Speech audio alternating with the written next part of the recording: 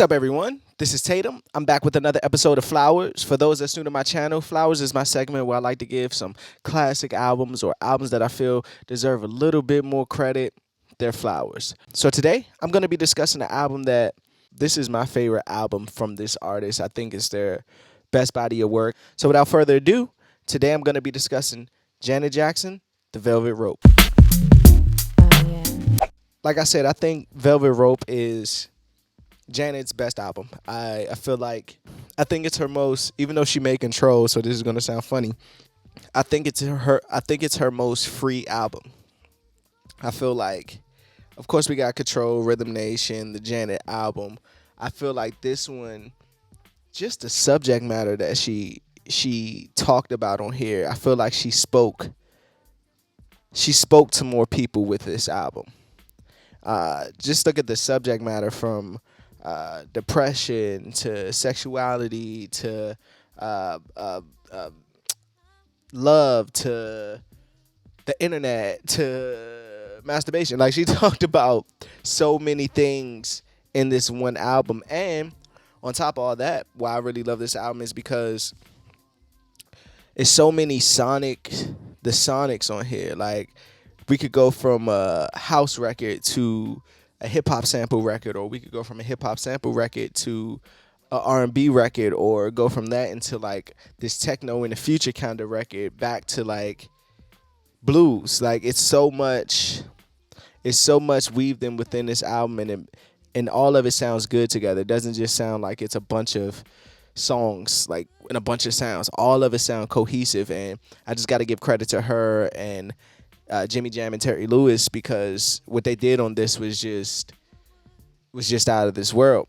I remember before I get into the breakdown of some records on here that I love, I remember watching as a kid the Velvet Rope tour that used to show on HBO. As a kid watching that, and I think like my stepdad like it's so back in the day that they like videotaped it on VHS. Like that's just crazy. So like, and just to see how the audience was reacting. Oh, and also, before I forget, she signed like one of the biggest. Well, she did sign the biggest music contract an artist had. Like at the time, it was a bidding war for her after the Janet album. I think she re-signed with Virgin and for $80 million, and then she went into a depression. Like so, you hear the interlude on here like sad, where she says something like, "It's crazy that you can have it all and still be sad." And I think that interlude just sums up this whole album. So I'm not going to take up too much of your time. I'm going to talk about some of the records I love on here, some of the things that stood out to me, and just fan out for about 10 minutes. So let's get into it. This album came out in October October 7th, 1997. That's crazy. I was 7 years old. Um, and again, I think this album was a break from the Janet that we grew to know. Like it was a whole new Janet, even the hairstyle, the red hair that I love, that it kind of was more earthy, if that makes sense. Even the first song I get Got Till It's Gone featuring Q-Tip. I just love that video. When I was a kid, I love that video to this day. I love that video. I love that song. I love just even the way it starts. So what's the next record? The one about me. Like it's just a dope. It was black. Like it was like, and I mean that in the most beautiful way possible. Like that video was just like, I forget who directed it, but the way that they depicted like that jam, and you see like the black skin with the sweat, and everybody's just like, and that reminds me, right? So remember I said that all the songs had a different vibe, but they all sound good. Look at the videos. All the videos had a different go from like look at the video from like Got Till It's Gone to Go Deep, and they're like two different kind of looking Janets in a way. Like just dope, man. But we start the album off with and I have to say this is a long album. Listening back to it for the past couple days, although I enjoy it like hell, it's like an hour and what, 15 minutes or something like that. It's a long album. It's a long album, but we start with obviously the interlude, but we get into Velvet Rope, the song which I think is like Such a great record to start the album off with. It starts off with like this I don't know, I'm gonna describe it like a static kind of scream kind of thing, and then it breaks down. Then it breaks down to like this mellow kind of record where she's just displaying her vocals, and then it just gets into this like R&B, hip hop kind of pop punch you in your face kind of record that is just like undeniable. And then to have, I forget her, what's her name, Vanessa Mae with the violin on there and just takes it to a whole nother level. Like it's just like this. Oh shit, I wasn't expecting this from Janet. I would love to ask someone, and I'm pretty sure they'll be in the comments, as an adult or teenager, when you first listened to Velvet Rope, was it like, oh shit, this is not a Janet that I'm not, this is a Janet that I'm not used to, or was it something that you were expecting? Let me know that in the comments. But to start off with the title track, Velvet Rope, I just thought that track is just like funky to me. I was in the car riding the other day and that shit was just blasting. I had it up to the max blasting that. I love her vocal performance on You. The fact that she does like this weird rock kind of voice. Dun dun dun dun dun dun dun dun dun dun. Like that vocal tone I never heard her do. Ever. And I've listened to a lot of Janet Jackson music. I never heard that kind of vocal tone, that rockish, just free kind of vocal tone. You could tell she was just having fun with it. Like, I'm just gonna try it. Why not? You know, that's what I love. That's one thing I did love about this album the most, is that she wasn't afraid to try different shit. And even if it didn't work, she tried. And you could tell the difference from an artist who's forced to do something they don't want to do and an artist who wants to do something new. You know? Got Till It's Gone. I discussed that already. That video is probably one of my favorite videos from my childhood. That song is probably one of my favorite songs from my childhood. The Q-Tip feature, the Joni Mitchell sample. I always thought that Jay Dilla did that beat for some reason. If anybody knows, does he have like ghost production on that record? So let me know in the comments. I thought it was dope, like on the speakerphone interlude that that's the one she's masturbating with a friend online, right? And it plays I Get So Lonely, and that's like track 4, but I Get So Lonely doesn't come in until later in the album. I thought that was just a dope Easter egg to have. I don't know how old Janet was at this time, but I'm pretty sure she was still young, still finding herself whatsoever. And I remember just watching the Janet doc on Lifetime, and you know, obviously it was showing her around this time still finding herself. And I think about like all the stuff that she probably helped young women, and not just young women, but young people in general, just feel more comfortable, like with sexuality, and especially with songs like My Need. What's my other one? Like on Free Zone or things of that nature, right? Where she's discussing these ideas of sexuality and sexual preference, and just talking about it in the open. You got to think this is 1997, probably recorded in this is released in 1997, but recorded in 96. You got to think these kind of subject matters and topics weren't being discussed like that, you know. But for her to kind of put that cape on and just, I'll be the one, you know, especially as a black woman at that time, that's a powerful statement to make. And I just appreciate her for doing that and putting on that cape and encouraging others behind her to, you don't have to hide in the shadows with what you like and what you need. You know, Go Deep is one of my favorite songs. I love the video. Even the guy who's the kid, he has the house party and Janet Jackson shows up. He orders the pizza, but Janet Jackson shows up with her dancers and shit. I love that song. We go deep and we don't get no sleep and we be up all night. And even that song, right? It has like this DJ Quick West Coast kind of vibe to it. For that kind of record to fit in here alongside Free Zone and Velvet Rope, the song is like, damn, how many different sounds does she have on this album? Like, and it fits so perfectly like that. And that's a great thing about Jimmy Jam and Terry Lewis. They are able to, that's why I always ask, is it Ghost production? Because the fact that they can create all these different sounds it's just a testament to how great they are as well, you know? Like, cause that's a hard thing to do, from go to a DJ Quick kind of beat to a J Dilla Q-Tip type of beat to a New Millennium type beat. Like, it's all over the place, and then go back to do the smash R&B type of songs. It's genius. It's just genius. Together Again is probably another one of my favorites. That hook is probably my best lines I'm gonna use.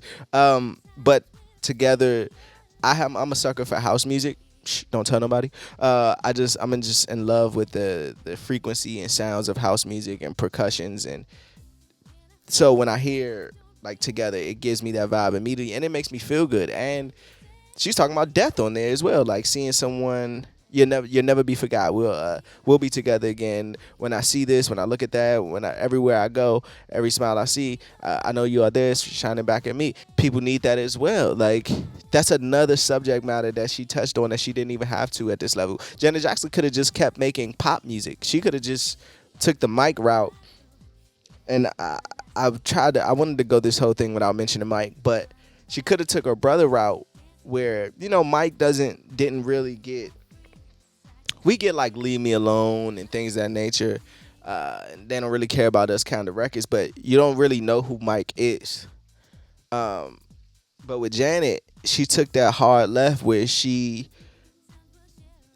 broke down the fourth wall, and we were allowed to see who Janet Jackson is and what she actually cared about. And that's the thing that, I don't know, that's the thing that just make great artists great artists. Not to take anything away from her brother, but it's something about being personable and people know who you are and being related.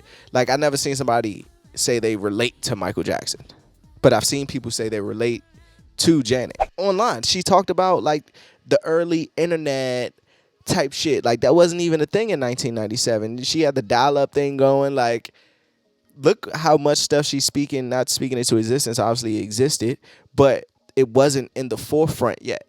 And she's touching on this shit in 1997. Recorded in 96. Like, man, this is such a great album, man. What about, I do think that song sounds like when the beat picks up, when it gets to what about, I think that song does remind me of some Mike vocals a bit. But that song topic of like domestic violence in a relationship, you want to be with me, you want to marry me, you doing say all this stuff, but what about the time you beat me up, or the time you cheated on me and said it wasn't fucking, it was just head? Or, man, this is Janet Jackson, for Christ's sakes. Like, she shouldn't even be talking about this stuff. But the fact that she is at track 15 in the album is kudos to her, man. Like, such bravery, man. Such bravery. And that's probably why, looking back at it, looking at her shows, when you're seeing the people in the audience and you're seeing how they're reacting to the music, and it's like she's speaking right to them.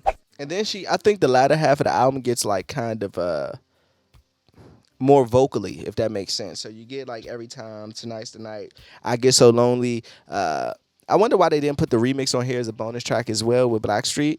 But that I Get So Lonely is one of those classic R&B records that's just like, damn, she did that too. Like, that's on there too. I just love how like on I Get So Lonely, how the hook is so like, powerful. I get so lonely, and then she goes into the verses, and it just breaks down to like this mellow, like snap, like sitting here with my tears, crying like a newborn child. Cause there's no reason why. Oh my gosh.